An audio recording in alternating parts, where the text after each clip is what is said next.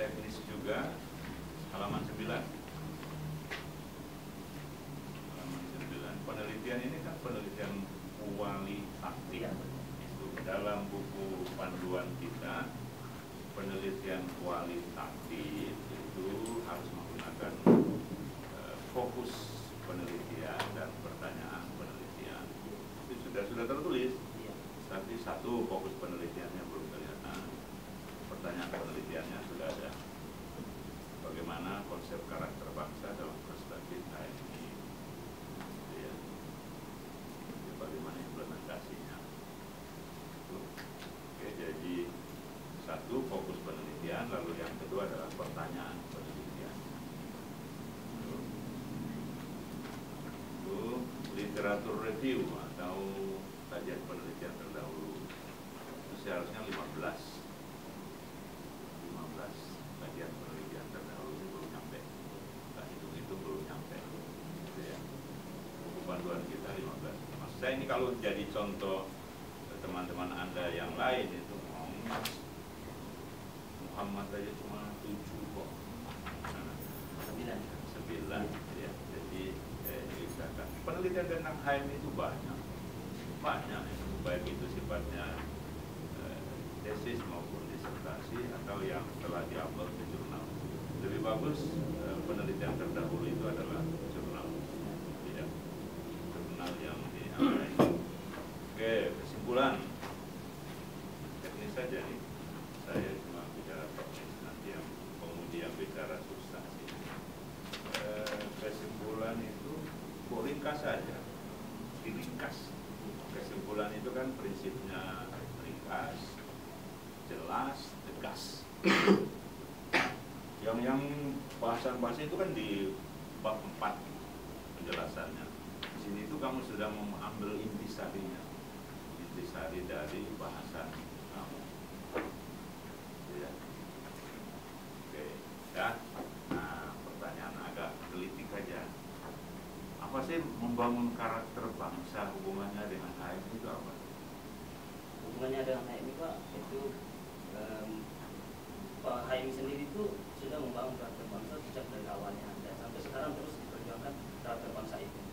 Pertama dari segi pemahaman dan pemikirannya itu keislaman dan Indonesia itu sudah melekat. Dari mana ciri-ciri HMI itu membangun atau karakteristiknya HMI itu membangun karakter bangsa? Apalagi pertanyaan kamu itu kan implementasi. Bagaimana implementasi?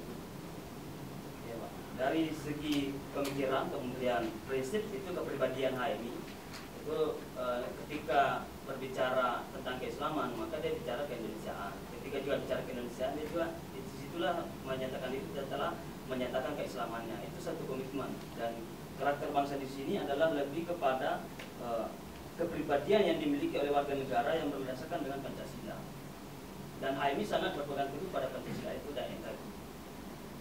Ya, HMI sekarang di Jogja itu pecah jadi 2, MPO sama IPO.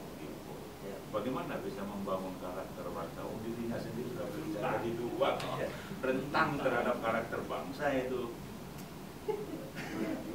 Gimana kira-kira jawaban? Ya, itu saya orang HMI loh. Ya, itu satu sejarah memang dan sudah berkali-kali itu diistilahkan, tetapi memang itu adalah produk sejarah. Tetapi masing-masing memiliki kualitas sendiri-sendiri, baik itu HMI MPO maupun HMI DIPO. Seperti HMI MPO itu besar di UI, HMI DIPO misalnya itu besar di UI, itu banyak, masing-masing memiliki pola tersendiri dalam. Udah, alasan utamanya apa? Ada HMI MPO, ada HMI. Alasan utamanya apa? Karena ini Anda mau tarik dan membangun karakter bangsa. HMI sendiri aja pecah, apalagi mau membangun karakter bangsa.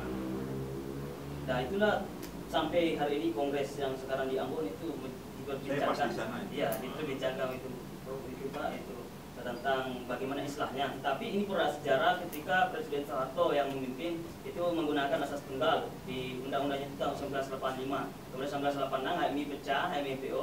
Alasannya itu bahwa semua organisasi Islam atau semua ormas itu harus berlandaskan dengan Pancasila. Sementara teman-teman dari HMI MPO itu tidak sepakat dan tetap bersikukuh pada asasnya Islam.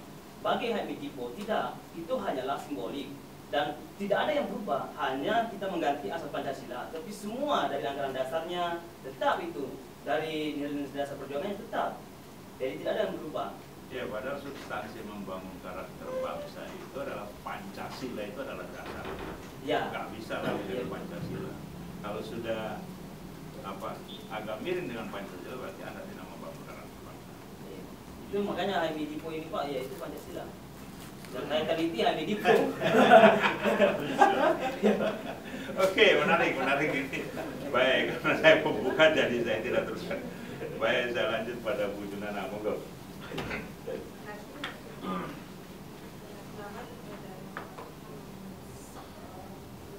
Hamzah ini sebenarnya, tapi orang Sulawesi Hamzah. Tidak benar Hamzah. Jadi orang Sulawesi tidak Hamzah, itu enggak ada Hamzah. Ya, meneruskan pertanyaan dari Ketua Komisi. Jadi ini yang diteliti HMI Dipo. HMI Dipo. Nah, cuma waktu saya baca di dalam itu sempat putus gitu ya sejarahnya itu, pengkaderannya itu hanya sampai tahun berapa, jadi langsung tahu-tahu kepengurusan 17-18. Kenapa alasannya apa? Terus tidak semua ini karena analisis tentang sistem pengkaderan. Jadi kan aslinya ada perkembangan tuh pengkaderannya itu. Dulu namanya apa, sekarang namanya apa, kenapa berubah seperti itu. Sana. Tahu saya dulu waktu saya di HMI Patra, tapi saya mencari Patra nggak ada, sudah Patra itu nanti LK1. ya. LK1. Belum ada istilah LK kalau dulu itu tuh Patra, kemudian SC kalau tidak salah dulu. Nah, ini hilang tadi, saya cari-cari mana nih kok perpindahannya jadi LK1, LK2 dan LK3 itu seperti apa dan kenapa berubah menjadi LK tadi. Nah, ini analisis. Ini terputus itu karena sejak tahun 1999 itu sudah sampai hari ini tidak ada perubahan, sehingga saya hanya berhenti pada Kongres ke-9 di Malang tahun 1999. Di situ diketuai oleh Profesor Nurholis Majid waktu itu masih sarjana muda di Yahya Universitas Jakarta. Nurholis Majid dia sebagai ketua, dan sampai hari ini tujuan HMI pun tetap masih sama 1999 sampai 2018 ini, yaitu terbinanya kisah akademis pencipta pengabdi yang bernafas Islam dan bertanggung jawab atas terwujudnya masyarakat adil makmur dan dipilih Allah Subhanahu Wa Taala. Dan proses kaderisasinya juga seperti itu, dan metode trainingnya juga masih dari sistem penugasan, masih dari sistem diskusi seperti itu, sehingga dari penelitian inilah kemudian merupakan kesinambungan, sehingga tidak dijelaskan terputus-putus. Adapun misalnya jenjang-jenjangnya itu pertama jenjang nanti tahun 1969 itu memang baru jenjangnya itu LK2, LK3. Sebelumnya itu tahun 1947 ke 1950 itu belum ada, bahkan belum ada proses pekerjaan HMI, karena dia sibuk menghadapi agresi militer Belanda yang kedua 1948 sampai 1950. Nanti 1956 ada pengutusan ke India, itu namanya Aloka. Di situ dia di kader HMI selama beberapa bulan, selama 4 bulan itu lebih. Kemudian itu kembali ke Indonesia, kemudian membentuk sistem pekerjaan, dan itu 1956 baru dimulai adanya namanya LK1, LK2, LK3. 1956. Ya, itu baru mulai.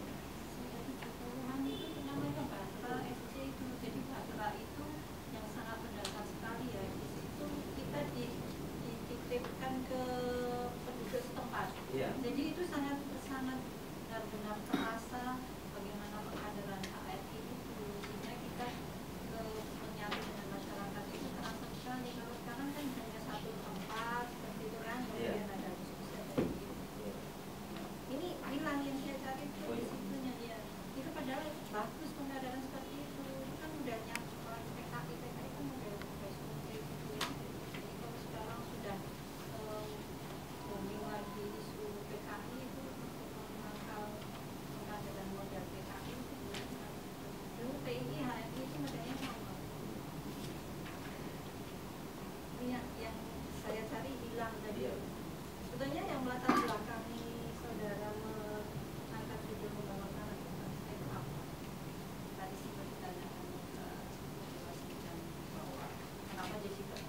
Iya. kalau itu membangun cara Jepang. Nah itulah salah satu perjuangan penulis sekaligus sebagai aktivis di HMI supaya terus mendorong adanya penyatuan kembali dari teman-teman HMI. Dan itu sudah ada beberapa pertemuan beberapa bulan yang lalu di Yogyakarta sendiri itu sudah ada pertemuan antara HMI MPO dan HMI IPO. Kemudian pada saat ini juga dibahas di Kongres di Ambon sekarang ini. Dan memang itu namanya juga campur tangan politik juga kita tidak bisa terlalu mengintervensi semua karena ada kepentingan-kepentingan politik juga supaya tetap terpecah. Ya begitupun juga di masa awal-awal perpecahan itu semua teman-teman itu menganalisis bahwa itu merupakan suatu perpecahan domba supaya HMI yang begitu kuat kekuatannya itu kemudian melemah. Tetapi itu suatu optimis bagi penulis kenapa mengangkat karakter ini sebagai untuk menyatukan kembali. Bagaimana saudara menanggapi sendiri apa ya, tanggapan orang bahwa Kipo itu HMI yang keras gitu, tukang demo, yang tukang aksi lah istilahnya. Yeah. Nah, sementara kalau yang MPO itu yang lurus-lurus saja, gimana caranya? Iya, ada perbedaan memang cara pandang dari HMI Tipo dan HMI MPO. HMI Tipo lebih kepada Pancasila dan keindonesiaan, sementara HMI MPO lebih kepada Islam yang universal, sehingga dia tidak terlalu mengedepankan Pancasila, tapi dia lebih ke rahmatan lil alamin. Sehingga kalau HMI Tipo, isu-isu negara, isu-isu birokrasi dan sebagainya itu terus dia kritisi karena memang prinsipnya dia adalah keindonesiaan. Jadi Anda lebih sederhana. Iya. Karena kalau kita yang orang tua yang kenalnya HMI cuma satu, saya kalau bilang di MPO ya datang, di Tipo ya datang. Karena menurut saya HMI satu gitu. Gimana menurut saudara? Sampai sekarang di HMI Tipo pun kita tidak menggunakan HMI Tipo, tetapi kita hanya menggunakan HMI. Karena kita tidak, karena apa? Ketika alasannya teman-teman HMI MPO 1986 berpisah dari HMI karena alasannya itu asasnya dengan Pancasila.